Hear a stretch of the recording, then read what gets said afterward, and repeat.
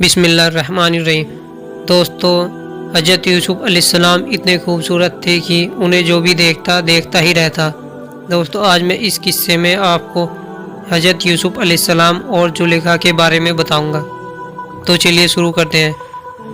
جب حضرت یوسف علیہ السلام کو زلیخا نے پایا تو ان پر عاشق ہوئی، ایک لمحے کے لیے آنکھوں سے جدا نہ کرتی، رات دن خدمت میں رہتی، ہر دم ان پر وہ نثار ہوتی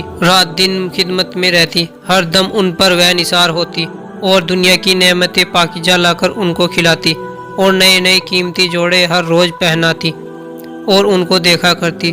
7 برس تک اسی طرح کٹے۔ یوسف علیہ السلام کا کچھ شغل نہ تھا مگر یہ تھا ایک ڈنڈا ہاتھ میں لے کر ہمیشہ بکری کے بچے کے ساتھ کھیلا کرتے تھے۔ اتنی مدت میں زلیخا کے صبر و ہوش اور طاقت جاتی رہی۔ نوبت جان پر پہنچی، بھید اپنا کسی پر نہ ظاہر کرتی۔ جتنا حضرت یوسف علیہ السلام کا دیدار کیا کرتی، حضرت اس کی طرف کچھ التفات نہ کرتے۔ جب زلیخا اپنی غرض کی باتیں ان پر کرتی، کچھ جواب اس کو نہ دیتے مگر ضرورت کا جواب دیتے۔ کہتے ہیں کہ 7 برس یوسف علیہ السلام زلیخا کے ساتھ رہے، ہرگز اس کی طرف خیال نہ کیا، برے کام سے باز رہے۔ زلیخا تنگ آ گئی اور انتظار کی حد ہو گئی تو ایک پڑوسن بوڑھی عورت نے زلیخا کے پاس آ کر کہا کہ اے زلیخا، خیر تو ہے، احوال تیرا کیسا ہے؟ تو جو تجھے میں بیقرار دیکھتی ہوں، یہ صورت تیری کیوں تبدیل ہو گئی؟ اس میں کیا ماجرا ہے؟ بولی کہ غلام ابری کے عشق نے مجھ کو رنج میں ڈالا اور پھنسا دیا۔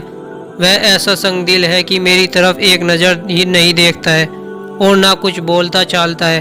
اس کا علاج کیا ہے؟ تب وہ بڑھیا بولی، اے زلیخا، میں تم کو ایک صورت بتاتی ہوں، اگر عمل میں لاؤ گی تو مقصد تمہارا پورا ہوگا، دلی تمنا حاصل ہوگی، مگر اس میں خرچ اچھا خاصا ہے۔ زلیخا نے خزانے کی چابی اس کے حوالے کر دی۔ اس نے اس میں سے ایک بڑی رقم لے کر ایک ہفتہ خانہ، 7 کمروں کا محل سنہرے کام سے سجا ہوا خوشنما دلچسپ بنوایا، ایسا کہ در و دیوار، چھت، پردے، فرش تک میں سونے کا کام ہوا تھا۔ تصویر یوسف و زلیخا کی ایک ساتھ بنوائی، اسی طرح کی کوئی جگہ ان دونوں کی تصویر سے خالی نہ تھی، اور سنہرے شاندار کپڑے سے تمام گھر سجایا اور ہیرے جواہرات سے جڑا ہوا سونے کا کام ہوا۔ بھاری تخت اس مکان میں رکھ دیا اور طرح طرح کے فرش بچھوائے اور خوشبو کی سونے چاندی سے سجی جس میں عود اور عنبر جلتا تھا ہر جگہ رکھوا دی۔ غرض یہ ہے کہ بادشاہی کا تمام سامان اس مختوم خانے میں موجود تھا۔ آخر زلیخا مباشرت کی نیت سے حضرت یوسف علیہ السلام کو اس کے اندر لے گئی اور ان کو معصیت گناہ پر لانے کی کمر باندھی۔ تمام دروازوں کو گھر کے تالے سے مضبوط بند کر دیے اور ان کو ساتھ لے کر بیٹھی۔ حضرت یوسف نے نظر کر کے دیکھا کہ مختوم خانہ کی دیوار و در، چھت، پردے، فرش پر تمام تصویریں دونوں کی ایک ساتھ کھینچی ہے اور تمام مکان خوشبو سے مہک رہا ہے۔ اس طرف نظر کرتے تو دیکھتے کہ تصویر اپنی اور زلیخا کی کھینچی ہے۔ تب معلوم کیا کہ میرے لیے کچھ فریب کیا ہے۔ اپنے دل میں کہا کہ اگر مجھ کو ٹکڑے ٹکڑے کرے تو بھی اس کے قبضے میں نہ آؤں گا، اپنی پاکی پر رہوں گا۔ کہتے ہیں کہ اس وقت حضرت یوسف علیہ السلام نے خدا کو یاد نہ کیا تھا، اس لیے خدا تعالیٰ نے ان کے دل میں زلیخا کے واسطے کچھ وسوسہ خیال ڈالا۔ پھر اللہ تعالیٰ نے اپنے فضل و کرم سے ان کو معصیت یعنی گناہ سے باز رکھا، تب زلیخا ان پر ہاتھ نہ ڈال پائی۔ جب حضرت یوسف علیہ السلام خانہ ہفت یعنی 7 کمروں والے محل میں گئے، زلیخا کی طرف نظر نہ کی، آسمان کی طرف دیکھا کہ چھت پر اپنی صورت 7 زلیخا کی بنی ہوئی ہے۔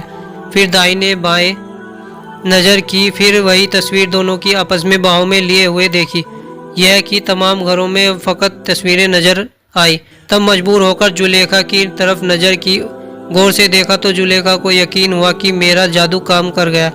تب بولی، اے یوسف، مجھ پر ایک نظر کر کہ میں بے پرواہ ہو جاؤں اور درد و غم سے چھٹکارا پاؤں۔ حضرت بولے، میں ڈرتا ہوں کہ خدا تعالیٰ قیامت کے دن مجھ کو جنہ کاروں میں شامل نہ کرے، حالانکہ میں پیغمبر کی اولاد ہوں، یہ برا کام مجھ سے نہ ہو سکے گا۔ خدا نہ کرے جو ایسے فعل میں گرفتار ہو جاؤں، اور خدا کو منہ تو دکھانا ہے قیامت میں۔ زلیخا بولی، اے یوسف، ذرا مجھ پر نظر کر، ذرا آ تجھے گودی میں لوں اور چھاتی سے لگاؤں، اپنے حسین چہرے کو میری زلفوں کے پاس تو لا۔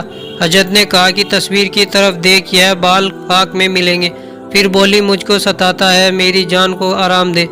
آپ نے کہا مجھ کو دو بات کا غم ہے، ایک تو یہ ہے کہ خدا کا ڈر، اور دوسرے حق عزیز کا کہ اس نے مجھے آرام سے رکھا ہے۔ زلیخا بولی تو عزیز سے مت ڈر، میں تو اس کو زہر قاتل کھلا کر مار ڈالوں گی اور سارے گھر کی سلطنت اس کی تم کو دوں گی۔ اور تو کہتا ہے کہ خدا تیرا کریم ہے، وہ تو ہمیشہ گناہ گاروں پر رحیم ہے، اور جو کچھ بھی خزانہ اور مال دولت میرا ہے وہ سارا تیرا ہے، خدا کے نام پر صدقہ و کفارہ دوں گی، تب تیرا خدا خوش ہو کر گناہ بخش دے گا۔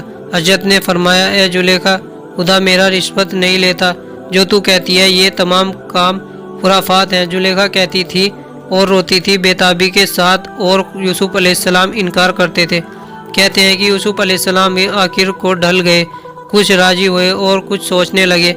یہاں کچھ اعتراض ہے کہ یوسف علیہ السلام پیغمبر تھے کیونکہ اس برے کام کا ارادہ کیا۔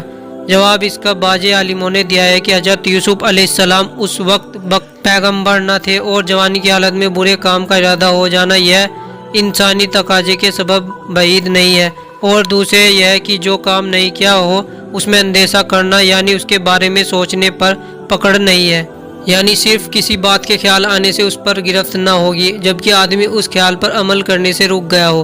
اور بعضوں نے کہا کہ شاید یوسف علیہ السلام یہ سوچ رہے تھے کہ اگر شوہر اس کا نہ ہوتا تو میں اس سے نکاح کر لیتا۔ اور مفسروں نے تفسیر میں لکھا ہے کہ یوسف علیہ السلام نے جب زلیخا کو اس قدر بے چین اور بے قرار دیکھے کہ جان دینے پر تیار ہے، تب آپ نے ارادہ کیا کہ زلیخا سے رہائی پائے۔ اور بعضوں نے کہا ہے کہ دلیل سے یوں ثابت ہوتا ہے کہ یوسف علیہ السلام نے جب دیکھا کہ زلیخا نے افطوم خانے کے دروازے بند کر دیے اور اپنی جان دینے پر تیار ہوئی، تب لاچار اس کے سوائے رہائی نہ دیکھی، تب اس کی طرف مخاطب ہوئے اور رضامندی دی، اور آپ نے اپنے اظہار مند میں ساتھ ساتھ گرہ دے رکھی تھی کہ اس کے کھولنے میں دیر ہو، اور اللہ کی طرف نظر کرتے تھے۔ اتنے میں زلیخا نے خوش و مست ہو کر جلدی سے ان کا ہاتھ پکڑ لیا، اور یوسف علیہ السلام کے اظہار مند کی ایک گرہ کھولنے میں دوسری گرہ لگ جاتی، اور دھیان یوسف علیہ السلام کو خدا پر تھا۔